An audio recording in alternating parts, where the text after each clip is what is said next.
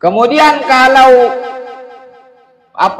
tidak berputar tapi mata rantai yang tak ada ujungnya, itu namanya tasalsul. Misalnya si Allah menciptakan si A menciptakan si B menciptakan si D dan seterusnya tanpa ada ujungnya, itu namanya tasalsul. Maka daur dan tasalsul itu mustahil, sehingga tidak diketahui siapa penciptanya.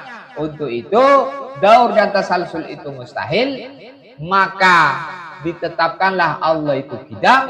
Qidam itu adalah yang maha terdahulu. Terdahulu itu maksudnya ada sebelum semuanya ada, dan itu hanyalah satu, qul huwallahu ahad. Allah maha satu, dialah yang menciptakan semua yang ada. Maka Qidam namanya terdahulu. Makna terdahulu ada sebelum semuanya ada. Begitu juga pokok, itu sifat yang wajib bagi Allah. Dengan berpikir bahwasanya kalau pokok itu kekal, kalau Allah tidak kekal berarti Allah mati. Kalau Allah mati maka tidak akan tercipta alam. Maka Allah itu kekal, sehingga pokok itu adalah Allah akan tetap ada walaupun semuanya sudah tidak ada.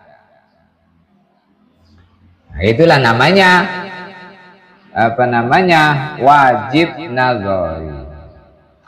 Faqad arabta mongko teman waru sapa sira bihadzal kisami, bihadza kalawan iki ingkisamal wajib ing kepandume wajib ila daruriyin mareng wajib daruri wa nadhariyin lan mareng wajib nadhari. Maka dengan penjelasan yang telah disebutkan kita tahu berarti kalau begitu wajib akli itu ada dua. Wajib akli ada dua. Satu wajib akli daruri. Akal tidak percaya kalau dikatakan tidak ada. Sejak permulaan sudah menyimpulkan tanpa perlu mikir. Maka itu namanya wajib akli daruri. Seperti apa tadi? Contohnya jirim atau benda mengambil tempat kosong, wajib mengambil tempat kosong seukuran benda itu di alam ini. Itu contohnya apa? Wajib akli daruri.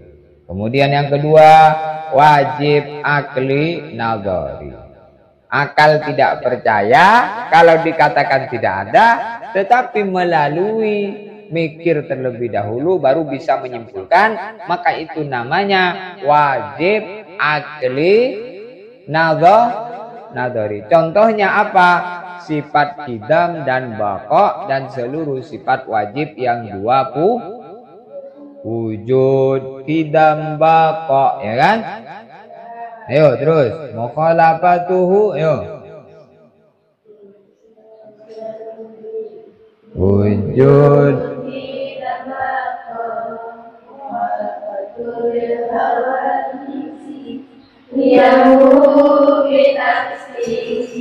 wahdaniyat qudrat iradat ilmu hayat sama basar kalam qadiran muridan aliman hayyan sami'an basiron mutakalliman. Nah, itu sifat wajib bagi Allah.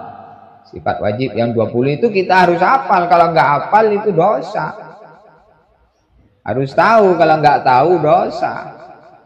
Karena mengetahui sifat wajib bagi Allah itu akan menyebabkan seseorang bisa mengenal kepada Allah. Dimulai dari mengenal sifat-sifat Allah. Tahu bahwa Allah itu punya sifat. Yang pertama namanya wujud. Wujud itu ada.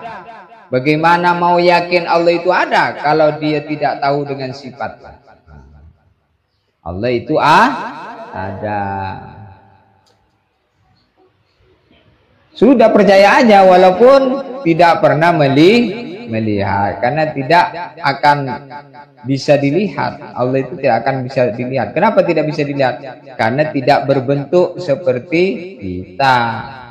Kalau masih berbentuk, bukan Tuhan, namanya setan. Jadi Allah itu tidak berbentuk. Maka di antara sifat Allah, kidam terdahulu, baqa kekal, mukhalafatuhu lil, berbeda dengan makhluk. Kita ini makhluk itu berbentuk.